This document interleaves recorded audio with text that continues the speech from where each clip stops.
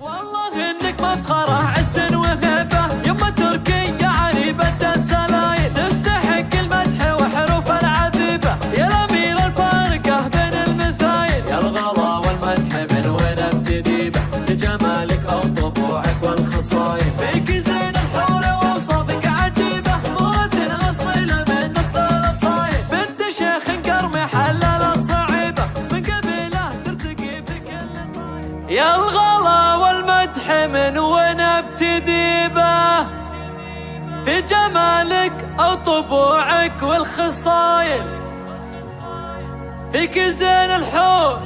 واوصافك عجيبه، مهرة اصيله من نسل الاصايل،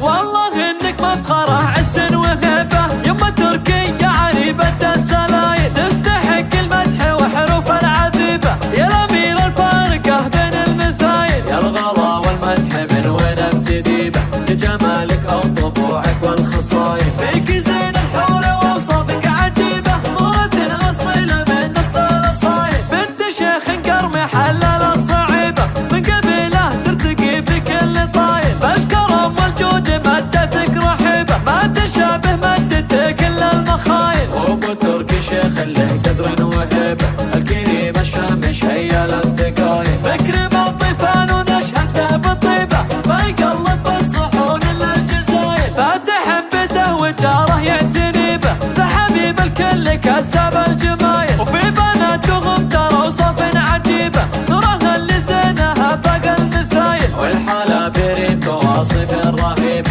والدلع من الجمالها هوايل، فيك زين الحور واوصافك عجيبه، مرة اصيله من نسل الاصايل، والله انك مفخره عز وهبه، يما تركية عريبة السلايل، تستحق المدح وحروف العذيبه، يا الامير الفارقه بين المثايل، يا الغلا والمدح من وين ابتدي به، لجمالك او طبوعك والخصايل، فيك زين الحور واوصافك عجيبه، مرة اصيله من نسل الاصايل، بنت شيخ قرمي حلل الصعيبه، من قبيله ترتقي في كل طايل، فالكرم والجود مدتك رحيبه، ما تشابه مدتك الا المخايل، وابو تركي شيخ له قدر وهيبه، الكريم الشامش هيا للثقايل، فكر بالضيفان ونشهد له بالطيبه، ما يقلد بالصحون الا الجزايل، فاتح بيته وجاره يعتني به، فحبيب الكل كسب الجمايل، وفي بناتهم ترى اوصاف عجيبه،